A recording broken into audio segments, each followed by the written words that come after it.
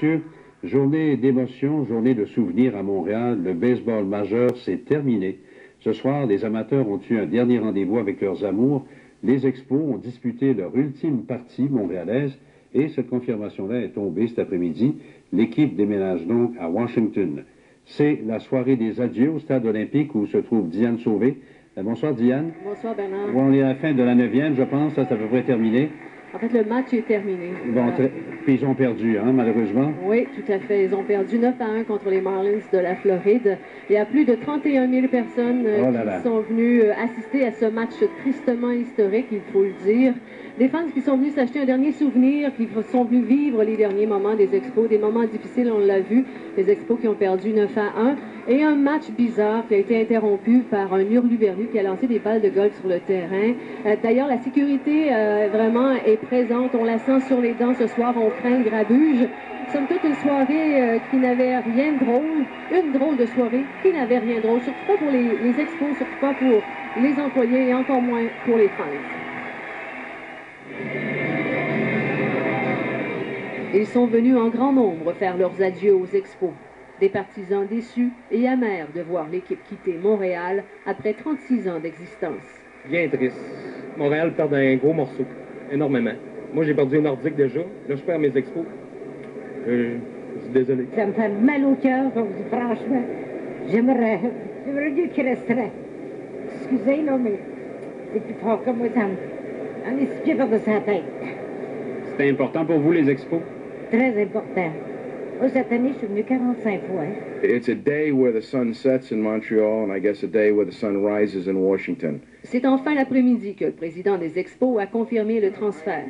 L'équipe jouera à Washington l'an prochain, au stade RFK, jusqu'en 2008, jusqu'à la construction d'un nouveau stade de 440 millions. Les Expos qui seront vendus à l'encan d'ici le printemps. Même si on s'y attendait, je pense que tout le monde, c'est une chose y penser, c'est une autre chose quand que ça se concrétise, puis de ce côté-là, ça a été difficile. It's a sad day all the way around. It's a sad day for baseball, a sad day for Montreal, and it's certainly a sad day for the Montreal Expos. Un jour triste pour les Expos, dit le gérant, et aussi pour les anciens. On sent vide. Denis Boucher perd son club et Youpi son emploi.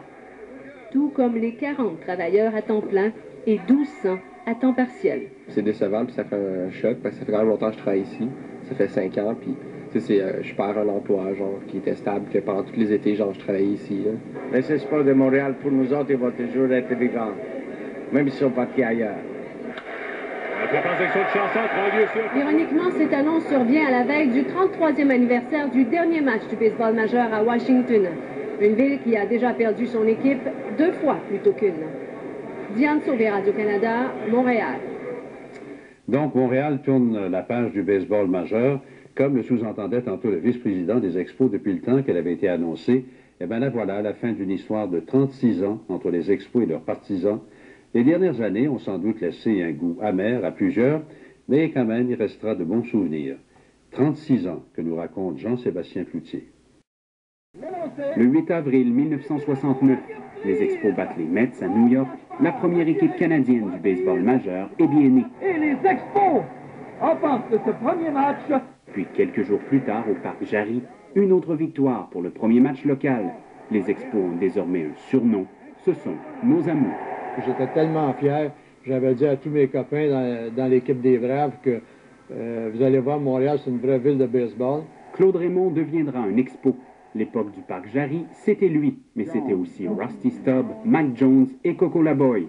L'équipe passera 8 saisons là-bas, pleine de hauts et de bas. Et en 1977, c'est le grand déménagement. L'arrivée au stade olympique, c'était formidable. On est allé dans un gros stade. L'ouverture, le premier match au stade olympique, l'ambiance qu'il y avait là. Et l'ambiance dans le stade olympique lorsque les Expos gagnaient. Et ils gagnent souvent les premières années. Les vedettes ne se comptent plus. Carter, Valentine, Dawson, Raines, Rogers, les Expos deviennent une des meilleures équipes du baseball. En 1981, ils sont à un match d'aller en Série mondiale. Mais ce coup de circuit fatidique de Rick Monday des Dodgers les élimine.